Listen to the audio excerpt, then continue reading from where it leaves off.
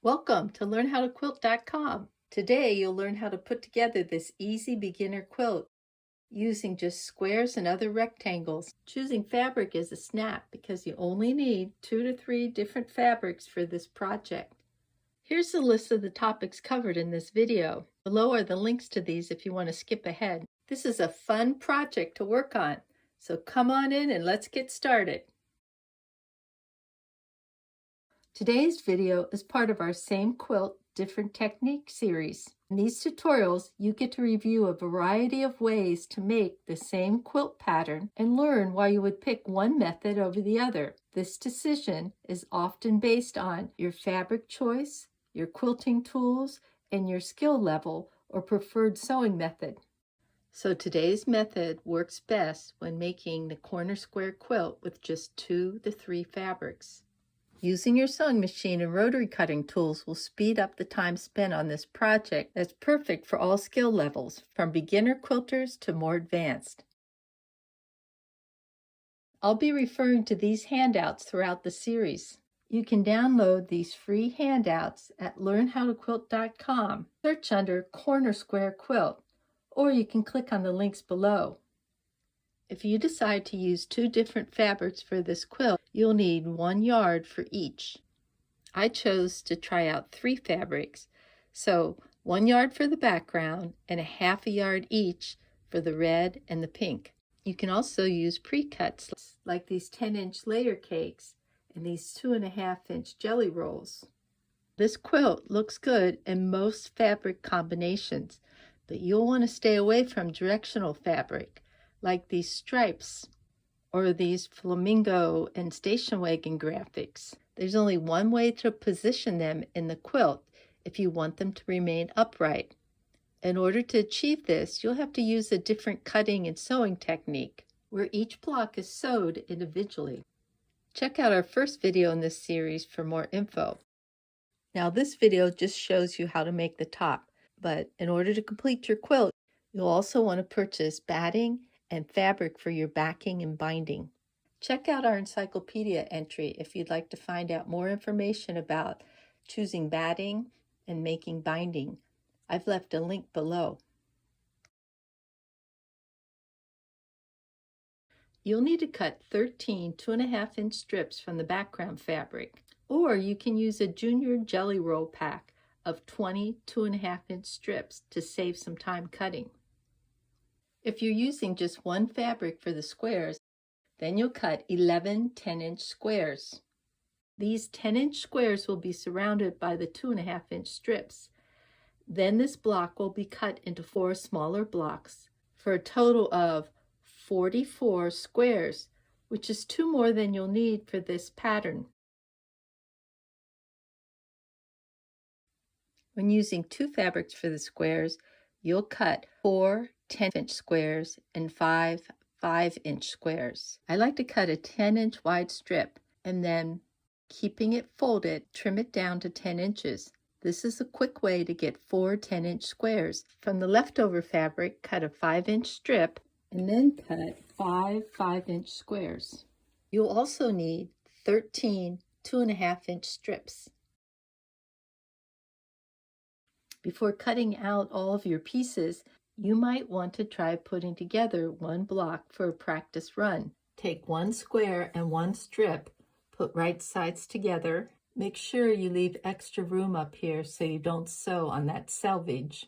And then stitch 1/4 inch. Stitch to the end of the square. I pressed towards the square and trimmed off the excess on each end. I'll repeat on the opposite side, putting right sides together. And this time, there's no selvage up here, so I can just line those up. And then sew that 1/4 inch seam. I pressed towards the square and I trimmed both edges. Take the strip, put right sides together, and stitch. I'll stop at the end of this strip. I pressed towards the square and trimmed both edges. I end up with a piece about this big, which is too small to use for these large blocks, but hold on to this because you'll use this on your smaller blocks. Picked up another strip, put right sides together. I want to make sure that I don't pick up the selvage when I stitch. I press this last seam towards the square and I'm ready to trim.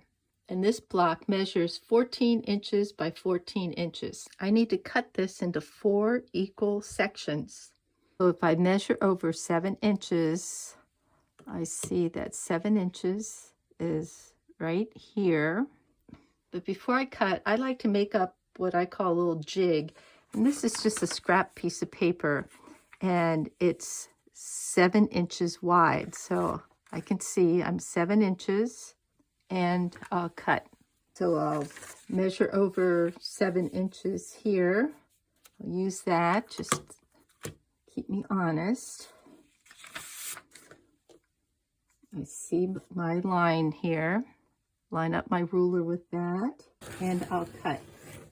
And here's my 4 pieces. I'll use this handout to double check the accuracy of my blocks. I want a 7-inch block. It looks like everything lines up pretty well. If you notice up here, this is off just a little right here, but on this end and on this end, it looks okay. So that'll be good. And here's this block. I don't know if you noticed, but when I was cutting, I notched off a little right here when the camera got in the way of my cutting. So as long as this is within the seam allowance, and I can see this black line here is the seam allowance, that's going to be okay. If these blocks are accurate, then you're ready to assembly line sew. Start with your 10-inch squares. Put right sides together and stitch. Take another square and butt it up to the top square and then stitch. Take the next square, butt it up to the second square and stitch. You should be able to get 4 of these 10-inch squares on one strip. You'll have a little left over at the end. Here's what my strip looks like after it's been sewn. I pressed all the seams to the squares, lined up this bottom strip and the side of this square with the lines on my mat, and I'm ready to trim. Now I'm not worried about this one quite yet, so I'm just going to move it out of the way. I just want to make sure that this side is lined up here, it's lined up on the bottom. That looks good. I'm going to follow this line on my mat and whoops, and I'll trim. So now I'll work on this one. Everything looks nice and straight here. I've got this bottom lined up here, so I don't need to trim there, but let's come over here and trim this. Got to make sure that my ruler is also lined up with those lines. It's real easy to get off at this point. Okay, and I'll trim.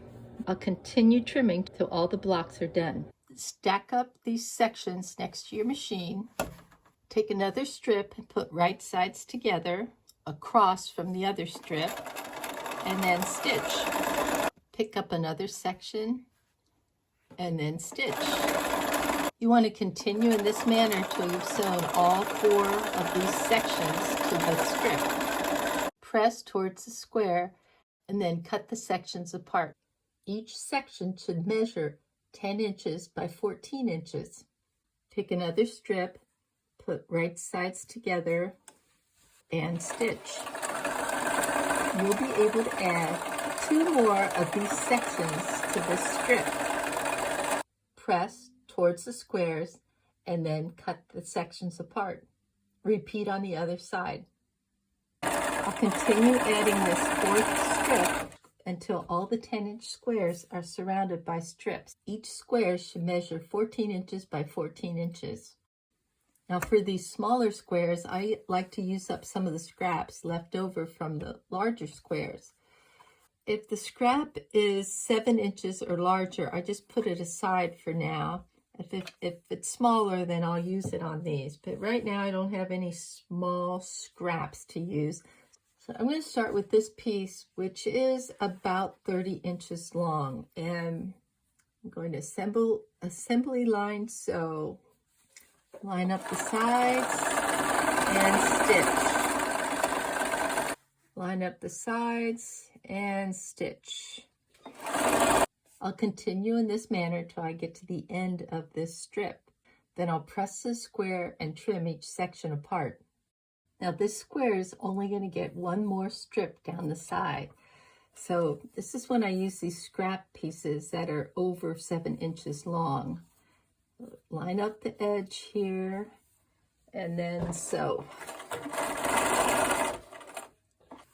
Here's another scrap piece, and I should be able to get 2 of these on this. So there's one, and here's the second one. So I like to use up my scraps first, and then I go back to those long pieces. I want to move that selvage up above my square. And then I'll stitch. Always press towards the square and then cut these apart. Lay out your blocks. I find it easiest to start by putting pairs together. Then I refer to the handout to double check the placement. Taking a photo for reference can also be helpful. Next, I sew the blocks into rows, and then I sew the rows together. If you'd like more information about this process, please refer to the first video in this series. I've left the link below. Since I had some leftover 2.5-inch strips, I decided to use these for an inner border along with a larger outside border.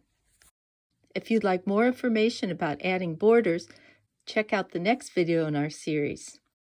Thanks for visiting LearnHowToQuilt.com. Please subscribe to our YouTube channel and share our videos with your friends. Thanks.